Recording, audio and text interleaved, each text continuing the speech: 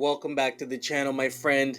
Is it your intuition or your ego? Knowing the difference may actually save your life, and it did save mine. I'm going to share my story of that later in the video. But you probably clicked on this video because you're at a point in your life where there's a big decision to make. There's many voices, many inner consultants, many guides from different levels in your mind or different levels of consciousness affecting your state of mind. And it can seem very chaotic when you have these opposing views. You have a different feeling in your heart than you do up here. And sometimes they're at conflict with each other, right? Well, by the end of this video, you will understand the difference between when it is your ego speaking to you and when it is your higher consciousness, higher guide, or intuition that's speaking to you. So with that being said, let's get right into the video. I've been doing a lot of research on intuition lately, and specifically in the field of bioenergetics and the biofield, how the heart has a very deep sensing ability. It can even sense things from miles and miles away. It can sense when an event is even about to happen. There's a story of a lady who was sleeping on a plane and felt like she was being crushed by concrete and a feeling of impending doom. She was on a flight flying home from New York the night before the World Trade Center event happened. Now, we go through life with these conflicting feelings, and oftentimes we ignore the heart, even though there's science that shows the heart has a more accurate ability to sense when things are on point, even if we don't believe it. How many times have you taken a test and circled, especially multiple choice? How many times have you taken a multiple choice test and circled B? You didn't know the answer, but you circled B, whatever, because that's what your gut feeling was telling you. Your teachers would say, if you don't know, go with your gut feeling, and you would circle that. And then when the test was complete, you'd go back, check over your answers, and you'd erase it and say, nah, I think it's D. I think it's D, and you'd circle that. And then you get the results back. And it was in fact the first answer you chose.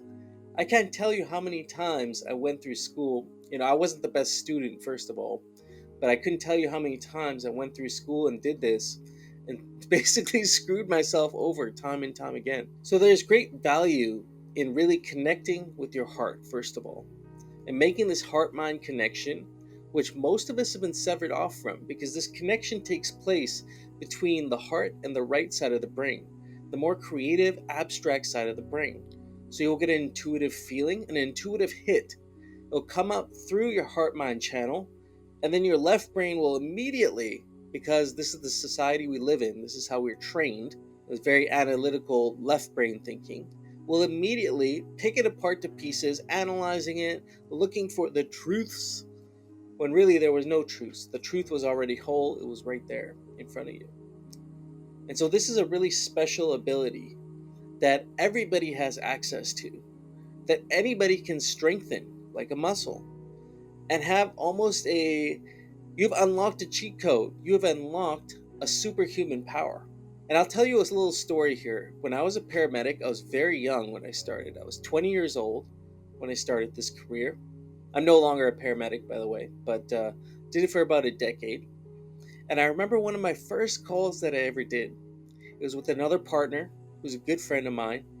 And we've been both paramedics for a couple months. He was my senior with 6 months of experience, and I had like 2. And we got called late in the middle of the night for someone who was having suicidal thoughts. They were having suicidal thoughts. This house address was way, way, way far down a Forest Service road, which is a very remote area. And then you have to go further. I think it was another 10 or 15 miles we had to drive to get to this house. It was one single house.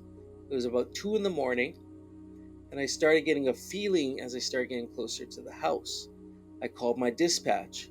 I said, hey, this guy's having suicidal thoughts. We're probably going to lose radio service. Is this call actually safe for us to go there? And they said, yes, the patient has said they're safe. They have no intention of harming other people, and they say they have no weapons. I said, okay, so I guess we're taking this guy's word for it.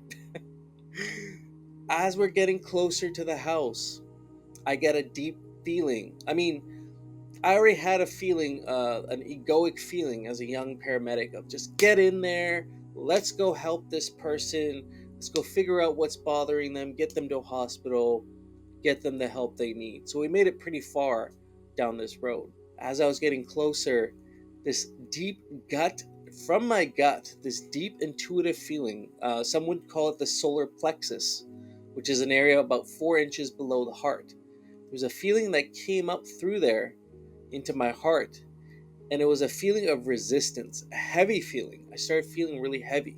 I ignored it. I ignored it. I kept going. And then I started hearing a voice in the back of my head. This voice that came up said something along the lines of, "It's not safe. It's not safe." It just kept repeating, "It's not safe." And I had this heavy feeling along with it. And so that was one of the few times earlier on in my career where I listened to that feeling because it had gotten so heavy. And I'd almost tuned out. I had like tunnel vision. My partner was like saying things to me. I couldn't even hear what was going on. I sort of was like in a disassociative state. And so I stopped the ambulance. I pulled it over on the side of the road. My partner said, "Hey, what are you doing? We need to go in there. We got to go help this guy out." I said, "You know what? I think we're going to ask for some help." And so I called the dispatch center. I said, "Hey, look, I don't feel comfortable. I know this person is in distress, but they say they're safe at the moment. I don't feel comfortable going into this situation headstrong, knowing without knowing that they don't have a weapon, they don't intend to harm us." So I said, "You know what? Can you guys do me a favor? Call the police. Call the police. Let's go have them check it out, make sure it's safe, and then we'll move in and we'll go help the patient." Well, 10 minutes go by and we didn't hear anything. And then we hear sirens coming down the road, down this dirt road, late in the middle of the night. You can't see anything, so you can just see these sirens, blue and red lights coming down the road, multiple. And we see one cop car zoom by. We see another cruiser zoom by. We see three more cruisers zoom by, and then we see two unmarked vehicles zoom by. We're like, holy shit. That was unexpected, because usually you would expect one officer. This is a very remote area. So for them to call in all units from all different areas, something big must have been happening here. And truth be told, this guy was known to the police and had actually had incidents in the past of assaulting other people coming to his house.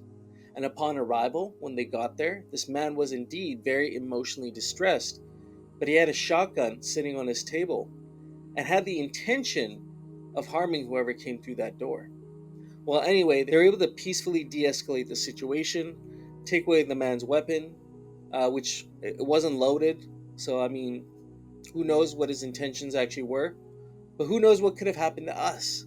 And that was the one time when it really struck me on the truth of this heart-mind feeling. The heart knows. It knows when something is up. And the more in danger you are, the more your soul hangs in the balance of staying on this earth or not. I feel like the more pronounced this feeling comes. The heart almost has a mission to save your mind from harming itself or putting itself in a way of harm. And ever since then, I had trusted my intuition very deeply. And over the course of a decade, I can count about a half a dozen times when this had actually saved me from getting injured or worse. So let that be a story to listen to your heart. And now let's get into two things here that you can use to differentiate between your ego and your intuition. Now, there's two main differences when you're looking at this, when you're examining your thoughts. This is really helpful to do during meditation. And I talk about this in another video around how you can use meditation, a meditative technique, to actually discern whether it is your ego or your heart. Definitely check that video out if you want to do a deep dive into this. But at a high level, the first one is your tone, or is the tone of the voice that you're hearing, or the feeling that you're getting. The ego will often sound very deterministic. Like I was going down that road, it's like, we need to go help this person. This person's in distress. You can't waste any time. It was very deterministic and very instructional, almost demanding. And so that's the first difference. Your intuition will be suggestive. It will be a suggestive whisper. Oftentimes, if you're up here in your mind a lot, you often ignore these whispers subconsciously without even thinking about it.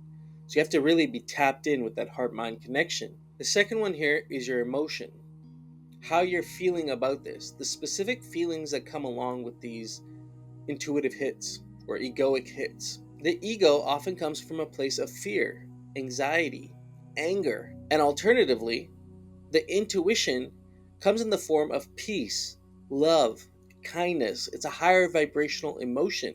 And if you look at David Hawkins actually has a book called Power versus Force, where he has a consciousness map. And you can see the intuitive feeling comes from a higher level of vibration, whereas the egoic feelings come from a much lower level of vibration.